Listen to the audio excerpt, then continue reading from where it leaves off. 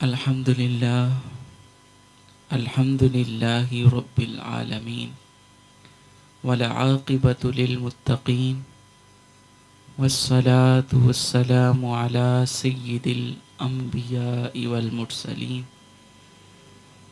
وعلی آلک واصحابک یا سیدی یا رحمۃ للعالمین اللہم نور قلوبنا بالقرآن وزین اخلاقنا بالقرآن وادخلنا الجنة بالقرآن ونجنا من النار بالقرآن وادخلنا الجنة بالقرآن.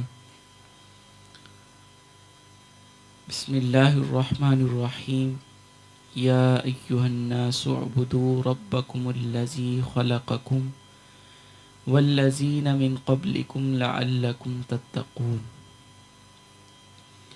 اے لوگو اپنے رب کی عبادت کرو، صرف اپنے رب کی عبادت کرو جس نے تمہیں اور تم سے پہلے لوگوں کو پیدا کیا، اس امید پر کہ تم متقی بن جاؤ، تم پرہیزگار بنو، تم اللہ کی اطاعت کرو. اس وجہ سے اللہ نے تمہیں پیدا کیا. الذی جعل لکم الارض فراشا والسماء بناء، جس نے تمہارے نفع کے لیے زمین کو فرش اور آسمان کو چھت بنایا، اور آسمان سے پانی نازل کیا اور پانی سے تمہارے رزق کے لیے کچھ پھل پیدا کیے. لہٰذا تم اللہ کے لیے شرکا نہ بناؤ جب کہ تم جانتے ہو. یہاں رب تعالی اپنے بندوں کو فرما رہا ہے کہ صرف جو ہے نا میری عبادت کرو، صرف رب تعالی کی عبادت کرو، میرے سوا کسی کی عبادت نہ کرو، صرف اللہ تبارک و تعالی کی عبادت کرو جس نے تمہیں اور تم سے پہلوں کو پیدا کیا. اب حضرت آدم علیہ السلام سے لے کر آج تک جتنے بھی انسان اس دنیا میں آئے، جتنے بھی انبیاء اکرام اس دنیا میں تشریف لائے، جتنے بھی اللہ کے پیغمبر اس دنیا میں تشریف لائے، جتنے بھی اولیاء اکرام بزرگان دین اس دنیا فانی میں تشریف لائے، اور وہ اپنے وقت مقررہ پر واپس لوٹ گئے. ہم سب وعدہ کر کے آئے ہیں کہ ہم تیری ہی طرف لوٹنے والے ہیں. ہر انسان نے اس دنیا سے جانا ہے. حضرت آدم علیہ السلام سے لے کر آج تک کوئی انسان نہ بچا ہے موت سے، نہ کوئی بچے گا. کل نفس ذائقۃ الموت، جو بھی جان ہے نا، جو بھی اس دنیا میں پیدا ہو گیا، اس نے ایک دن مرنا ہے. تو اس لیے اللہ تعالیٰ فرما رہا ہے کہ صرف میری عبادت کرو، میرے سوا کسی اور کی عبادت نہ کرو جس نے تمہیں اور تم سے پہلوں کو پیدا کیا. اب دیکھیں، ہر انسان کو اللہ نے پیدا کیا صرف اسی لیے کہ یہ دنیا میں جا کر اچھے عمل کرے اور لوگوں کے ساتھ اچھا برتاؤ کرے، تو پھر میں اس کے بدلے میں جنت اپنے بندوں کو عطا کروں گا. لیکن ہم لوگ الٹ چلتے ہیں. قرآن پاک کیا فرما رہا ہے؟ تاکہ تم متقی بن جاؤ. لیکن ہمیں پتہ ہی نہیں کہ حقوق اللہ کیا ہے. ہم اس دنیا میں آئے تو کس مقصد کے لیے ہم اس دنیا میں آئے؟ ہم بس کہتے ہیں کھاؤ پیو اور سو جاؤ، اور زندگی میں صرف کمانے کے علاوہ اور ہمیں کوئی مقصد ہی نہیں رہا ہمارا. تو اس وجہ سے آؤ اور اللہ تعالیٰ کی عبادت کرو اور تم پرہیزگار بنو۔ آگے فرمایا جس نے تمہارے نفع کے لیے زمین کو فرش بنایا اور آسمان کو چھت۔ کتنی بڑی زمین بنائی۔ اب دیکھیں زمین کس چیز پہ کھڑی ہے؟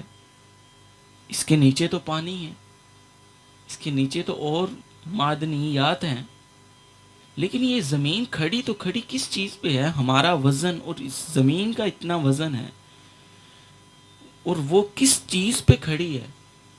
جو اللہ تعالیٰ نے اے انسان تیرے لیے بنائی، تاکہ تو اس کا شکر ادا کرے۔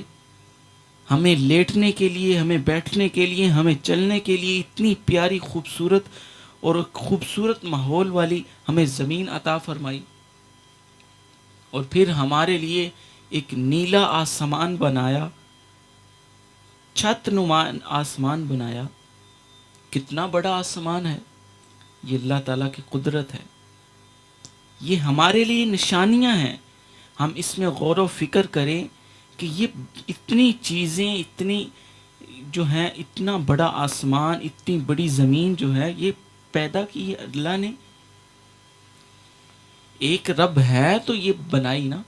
پھر سورج کو اپنے مقررہ وقت پر نکلتا ہے، اپنے مقررہ وقت پر غروب ہوتا ہے، چاند اپنے وقت مقررہ پر نکلتا ہے، ستارے اپنے وقت مقررہ پر نکلتے ہیں اور غروب ہوتے ہیں۔ یہ سب اللہ تعالیٰ نے اے انسان تیرے لیے بنائی۔ اے انسان یہ جتنی بھی دنیا میں چیزیں ہیں یہ ساری تیرے لیے بنائی، اور تجھے جو ہے رب تعالیٰ نے اپنے لیے بنایا تاکہ تم اس کی عبادت کرو، اس کی جو ہے فرما برداری کرو، اس کا حکم مانو۔ لیکن ہم تو قرآن کا حکم مانتے نہیں۔ قرآن نے جو ہمیں حکم دیا ہم اس کے خلاف چلتے ہیں، ہم اس کے برعکس چلتے ہیں۔ اللہ تعالی ہمیں عمل کی توفیق عطا فرمائے۔ اور آسمان سے پانی نازل کیا اور پانی سے تمہارے رزق کے لیے کچھ پھل پیدا کیے، لہٰذا تم اللہ کے لیے شرکا نہ بناؤ جب کہ تم جانتے ہو۔ سب سے کبیح اور جو برا گناہ ہے وہ اللہ کے ساتھ شریک ٹھہرانا ہے۔ سب سے جو بڑا گناہ ہے یہ اللہ کے ساتھ شریک ٹھہرانا ہے۔ اے انسان تجھے اللہ نے عقل دی ہے، یہ بت کیا دے سکتے ہیں تمہیں جن کو تم اپنے ہاتھوں سے گھڑ کے تم اس کی عبادت کرتے ہو، اس کے ساتھ شریک ٹھہراتے ہو۔ رب تعالیٰ نے تمہیں فہم دیا ہے، عقل دی ہے، تم سوچ بچار کر سکتے ہو کہ یہ اگر یہ بت کر سکتے ہو تو یہ تو اپنے آپ کے اوپر سے اپنے آپ سے مکھی نہیں اڑا سکتے، تو یہ پورا کائنات کا نظام کیسے چلا رہے ہیں یہ بت؟ اس سے یہ وحدانیت کا ایک ثبوت ملتا ہے کہ اس کو چلانے والی ذات ایک رب تعالیٰ کی ذات ہے۔ اس نے ہمارے لیے یہ آسمان، زمین، اس میں جو جو چیزیں ہیں اے انسان تیرے لیے بنائی، لیکن اے انسان تجھے اس نے اپنے لیے بنایا تاکہ تو اس کی عبادت کرے، اس کے ساتھ کسی کو شریک نہ ٹھہرائے۔ اے انسان تجھے اللہ نے اپنے لیے بنایا اور اشرف المخلوقات میں سے بنایا، فرشتوں سے افضل بنایا۔ تو اے انسان آ جا صلاۃ و سنت کی راہ پر، اے انسان آ جاؤ، اللہ کی دہلیز کھلی ہے، اللہ کا دروازہ کھلا ہے، آج بھی توبہ کر لو، آج بھی اس کی دہلیز پر سر جھکا دو تو رب تعالیٰ تمہیں معاف کر دے گا۔ اللہ تعالیٰ ہمیں عمل کی توفیق عطا فرمائے۔ اور آسمان سے پانی نازل کیا۔ آسمان سے پانی کیسے نازل کیا؟ بارش کے ذریعے۔ پچھلے دنوں جو ہے چولستان علاقہ میں بارش نہیں ہو رہی، کتنے جانور مر گئے۔ دیکھیں یہ ہمارے گناہوں کا سبب ہے جو اللہ تعالیٰ نے اپنی رحمت کو روکا ہوا، اپنی رحمت کو روک لیا ہے اللہ تعالیٰ نے، اس وجہ سے یہ کہ یہ ہمارے گناہ ہیں، ہمارے گناہوں کے سبب اللہ نے ہم پر جو ہے اپنی رحمت نہیں نازل فرمائی۔ تو گناہوں سے بچو، اللہ تعالیٰ سے استغفار کیا کرو، جب بھی اٹھو استغفار کرو، اللہ تعالیٰ سے معافی مانگو۔ تو اللہ تعالیٰ معاف فرمانے والا ہے۔ بلکہ اسی ضمن میں ایک حدیث آپ کو سناتا جاؤں۔ حضرت ابو ہریرہ رضی اللہ تعالیٰ عنہ بیان کرتے ہیں کہ حضور نے فرمایا تم میں سے کسی شخص کو اس کا عمل ہرگز نجات نہیں دے گا۔ دیکھو اللہ تعالیٰ نے ارشاد فرمایا اے لوگو اپنے رب کی عبادت کرو۔ پھر حضور کیا فرما رہے ہیں؟ حضور نے فرمایا تم میں سے کسی شخص کو اس کا عمل ہرگز نجات نہیں دلائے گا، ہرگز اس کو اس کے عمل کی وجہ سے جنت نہیں ملے گی۔ ایک شخص نے عرض کی یا رسول اللہ آپ کو بھی نہیں، آپ کو بھی اپنے عملوں کی وجہ سے جنت نہیں ملے گی؟ حضور نے ارشاد فرمایا مجھ کو بھی نہیں اس طرح عمل کی وجہ سے جنت ملے گی۔ کتنی بڑی بات ہے، حضور نے ارشاد فرما رہے ہیں کہ مجھے بھی اپنے اعمال کی وجہ سے جنت میں نہیں بھیجا جائے گا، مجھے رب تعالیٰ اپنی رحمت سے ڈھانپ لے گا، رحمت کی وجہ سے میں جنت میں جاؤں گا۔ تو اللہ تعالیٰ اپنی رحمت کے صدقے سے، اپنی رحمت کے وسیلے سے اپنے بندوں کو جنت میں بھیجے گا۔ لیکن حضور نے فرمایا جو ہے نیک اعمال نہیں چھوڑنے، نیک اعمال کی کوشش کرتے رہنا ہے، رب کو راضی کرنے کی کوشش کرتے رہنا ہے، پھر اللہ تعالیٰ جو ہے اپنی رحمت کے وسیلے سے ہمیں جنت عطا فرمائے گا۔ اور حضور نے فرمایا جب بھی تم سوال کرو، جنت کا سوال کرو تو اللہ تعالیٰ نے ارشاد فرمایا اے میرے بندے جب بھی مجھ سے مانگو تو جنت الفردوس مانگو۔ یہ جنت الفردوس جنت کا سب سے اعلیٰ درجہ ہے۔ اللہ اکبر، جب بھی مانگو تو اللہ تعالیٰ سے جنت الفردوس کا سوال کرو۔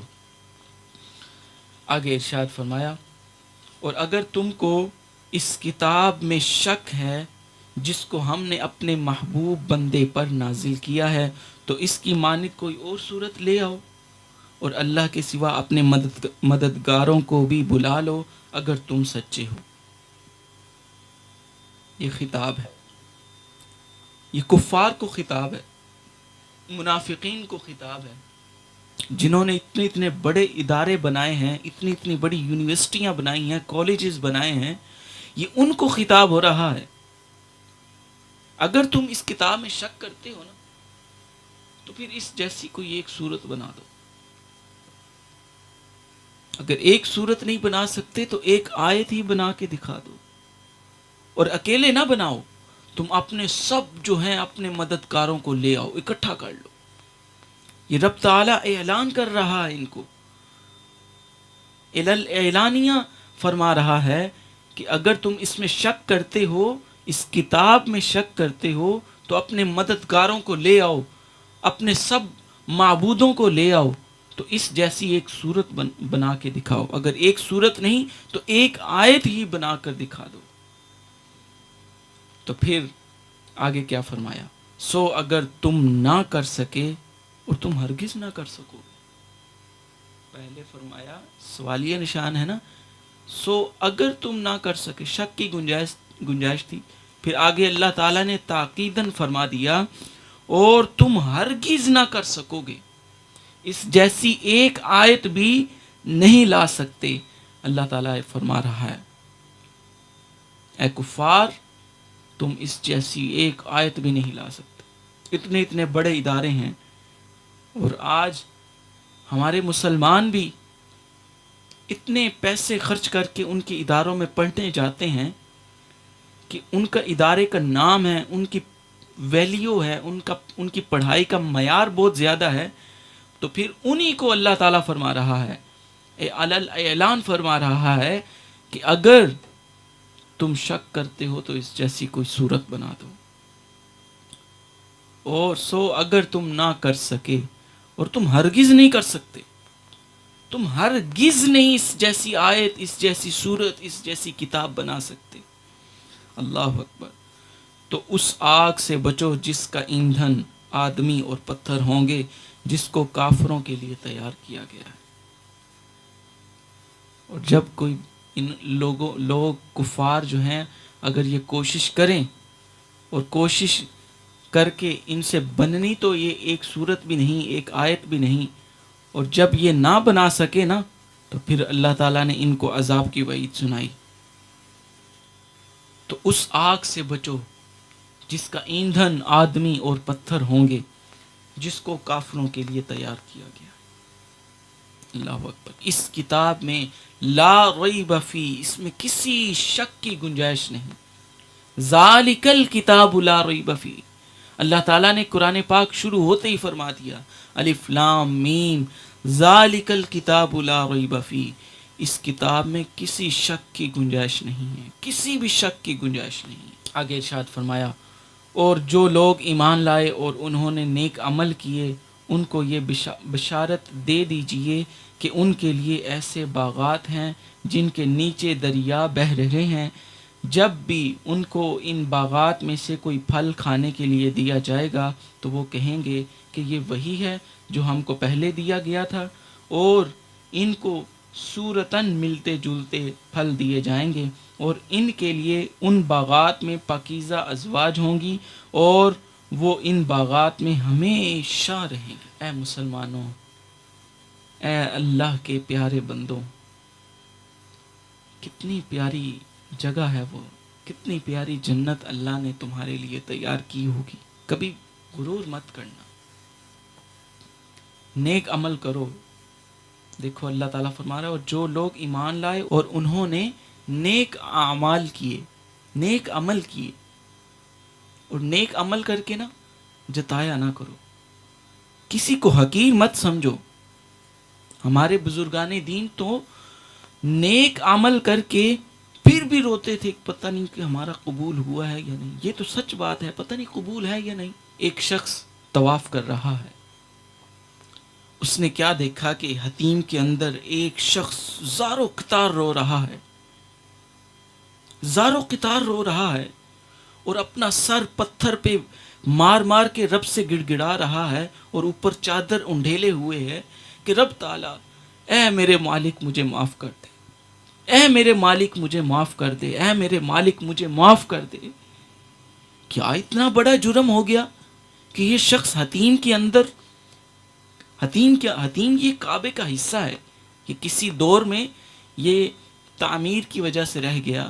گنجائش جو ہے وہ تھوڑی تھی، تھوڑے جو ایریے کو بنانے کی کعبہ شریف کے گرد، اور رحمت کے پرنالے کی والی سائڈ پہ جو یہ گول نظر آ رہا ہے یہ حتیم ہے، یہ کعبے کا حصہ ہے. یہ ہم غریب غلاموں کے لیے رہا. حضور نے کرم فرمایا اپنے غلاموں کے لیے کہ عمرا لوگ، امیر لوگ، بادشاہ لوگ، وزیر لوگ تو کعبے کے اندر جا کے نفل پڑھ سکتے ہیں، تو میرے غلام جو ہیں، غریب غلام ہیں، یہ کہاں پہ جا کے نفل پڑھیں گے؟ ان کی بھی خواہش ہوگی کہ ہم بھی کعبے کے اندر جا کے نفل پڑھیں، تو یہ کیسے پڑھیں گے؟ تو اللہ تعالیٰ نے ان کے لیے حتیم والا حصہ بنا دیا. تم اس کے اندر 2 نفل پڑھو، 2 گانا پڑھو تو ایسے ہی ہے جیسے تم کعبے کے اندر نفل پڑھ رہے ہو. اللہ اکبر، کتنی بڑی سعادت ہے کعبے کے اندر نفل پڑھنا، کعبے کے اندر نماز پڑھنا. اللہ تعالیٰ ہمیں سعادت عطا فرمائے. اور وہ شخص زار و قطار رو رہا ہے، اور ایک آدمی پاس آیا کہ اس نے کمر پہ ہاتھ رکھ کے کہا رب کریم ہے، رب تعالیٰ بہت کریم ہے، بہت رحیم ہے، تم اس سے رحمت کی امید رکھو، تم اتنا رو رہے ہو، کون سا بڑا گناہ ہو گیا؟ اس کو دلاسا دے رہا ہے، اس کو کہہ رہا خاموش ہو جاؤ، خاموش ہو جاؤ، رب تعالیٰ بڑا کریم ہے، وہ معاف کر دے گا. تم اتنا رو رہے ہو، وہ تجھے معاف کر دے گا. اللہ اکبر. اس شخص نے اپنے طواف کے چکر پورے کیے، جانے لگا، کہنے لگا میں دیکھوں تو صحیح وہ شخص ہے کون، میں دیکھوں. تعجب تھا نا کہ یہ اتنا رونے والا شخص ہے کون، شاید میں اس کو جانتا ہوں. اللہ اکبر. وہ واپس پلٹا اور دیکھا، چادر کو اٹھایا. تو جب اس شخص نے چادر کو اٹھایا، جب جیسی چادر کو اٹھایا تو دوسرا شخص جو دلاسا دینے والا ہے وہ اس کے پاؤں سے زمین نکل گئی. وہ زار و قطار رونے والا شخص کوئی عام شخص نہیں، وہ شیخ عبد القادر جیلانی ہیں، جن کو ہم غوث پاک کہتے ہیں، وہ ہیں. وہ گڑ گڑا کر رو رہے ہیں اے رب تعالیٰ مجھے معاف کر دے. اتنی بڑی ولایت، اتنا بڑا مرتبہ، سب پیروں کے پیر ہیں. سب جو بھی ولی ہے وہ تب تک ولی نہیں ہوتا جب تک غوث پاک کو نہیں مان لیتا.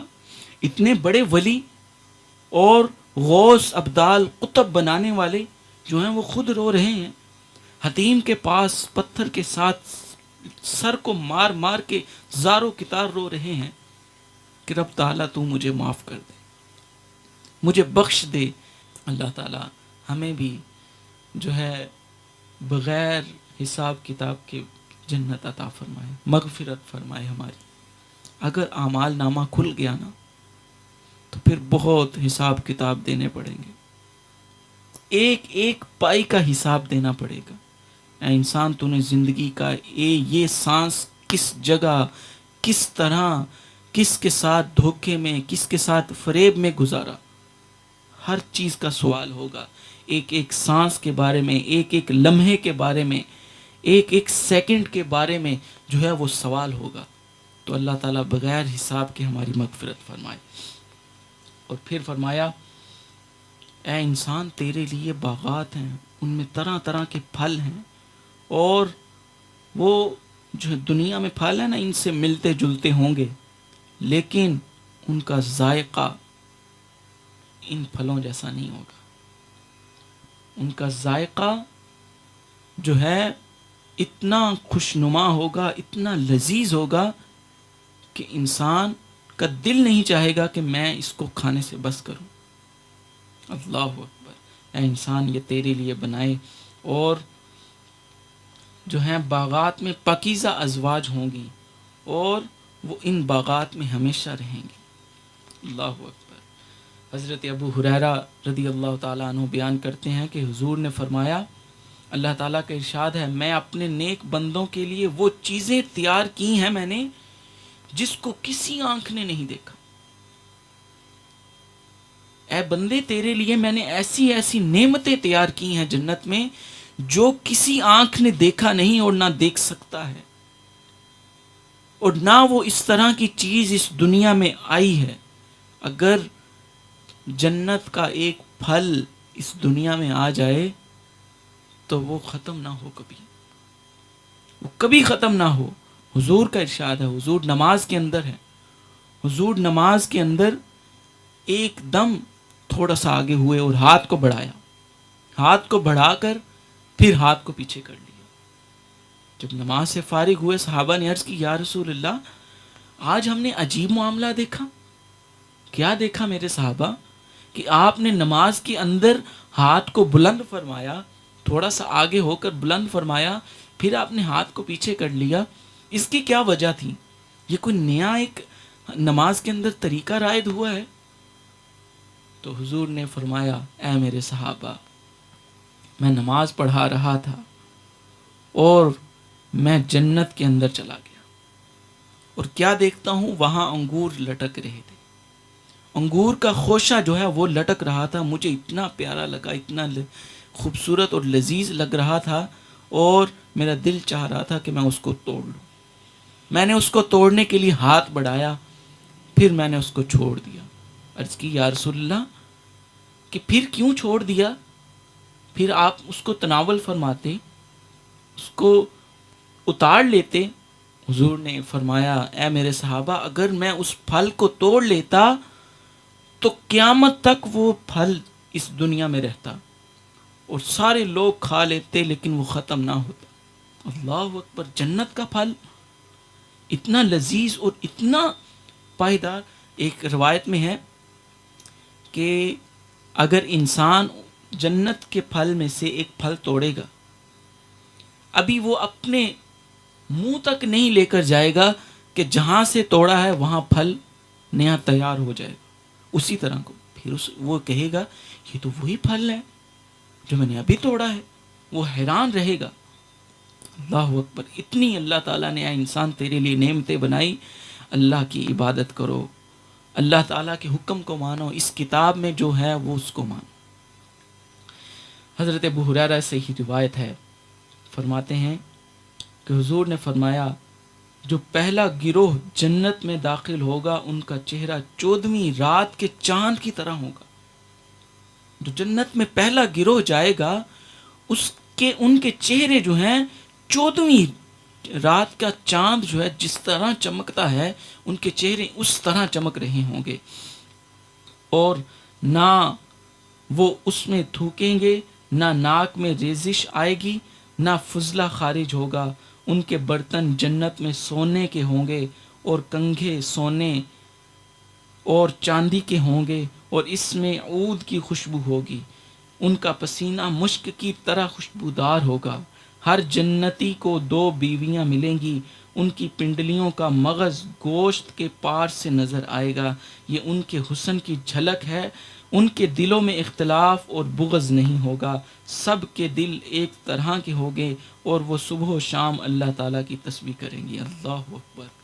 انسان صرف اللہ نے تمہیں جو ہے ایک جھلک دکھانے کے لیے نا، ایک اپنے ذہن کو جو ہے وہ چیزوں کو نقش کرنے کے لیے یہ تھوڑی تھوڑی چیزیں اللہ نے اس قرآن میں ارشاد فرمائی. حضرت انس بن مالک رضی اللہ تعالی عنہ بیان کرتے ہیں کہ حضور نے ارشاد فرمایا جنت میں ایک ایسا درخت ہے جس کے سائے میں اگر 100 سال تیز رفتار گھوڑے پر ایک سوار سواری کرے، 100 سال چلتا رہے تو وہ درخت کا سایہ ختم نہیں ہوگا.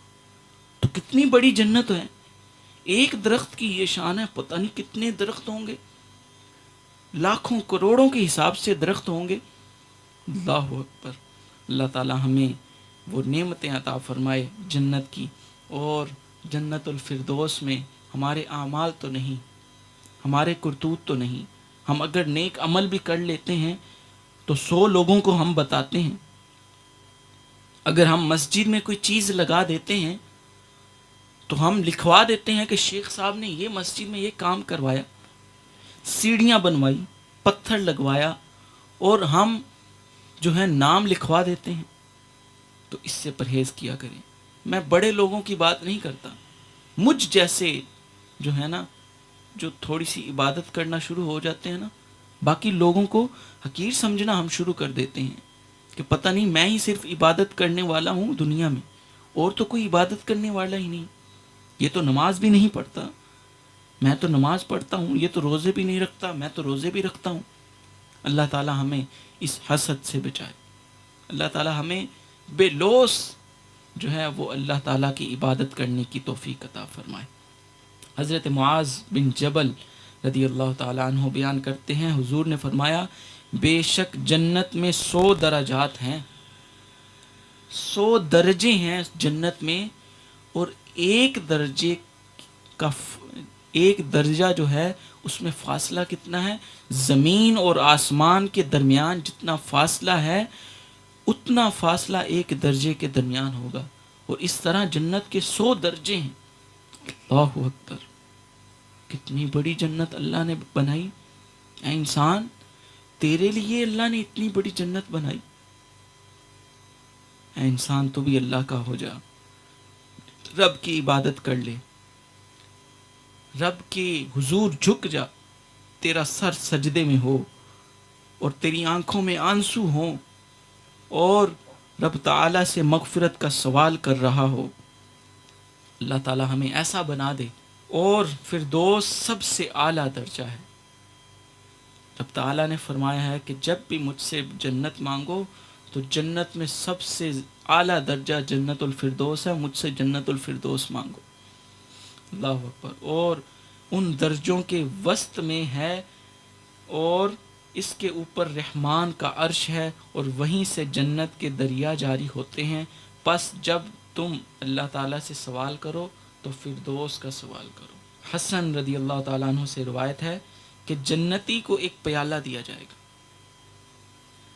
جو جنت میں شخص ہوں گے، جنت میں مسلمان انسان ہوں گے، ان کو ایک پیالہ دیا جائے گا جس میں کوئی چیز ہوگی، وہ پیے گا.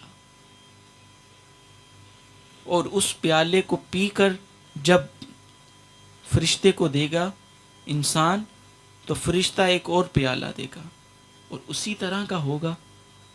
انسان کہے گا میں نے تو پی لیا ہے، تو فرشتہ کہے گا یہ وہ چیز نہیں دکھنے میں بالکل ہو بہو ہوگی لیکن اس کا ذائقہ اور ہوگا. فرشتہ کہے گا کہ اے انسان یہ اللہ کی نعمتیں ہیں، جو پہلے پیا ہے تو نے یہ اس جیسا نہیں، یہ اس سے اور ذائقے میں ہوگا، یہ اور لذیذ ہے، اس کو پیو. اللہ اکبر. یہ اللہ تعالیٰ نے اے انسان تیرے لیے بنائی اور تجھے اللہ نے اپنے لیے بنایا، تو اس کے حضور جھک جاؤ، اللہ کی عبادت کرو، اللہ کے حضور جھک جاؤ. آج موقع ہے، رب تعالیٰ کی رحمت آواز دے رہی ہے، اے انسان آ جا میری رحمت کے آغوش میں آ جا، میں تمہیں بخش دوں گا، جتنے بھی گناہ کر کے آ جا، آخری وقت آ جا، میں تمہیں بخش دوں گا. اللہ تعالیٰ ہمیں نیک اعمال کرنے کی توفیق عطا فرمائے، اللہ کے حضور جھکنے کی توفیق عطا فرمائے.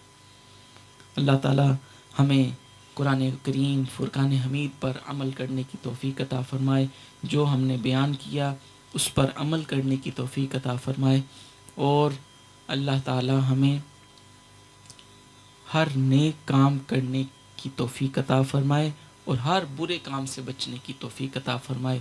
وآخر دعوایا ان الحمد للہ رب العالمین.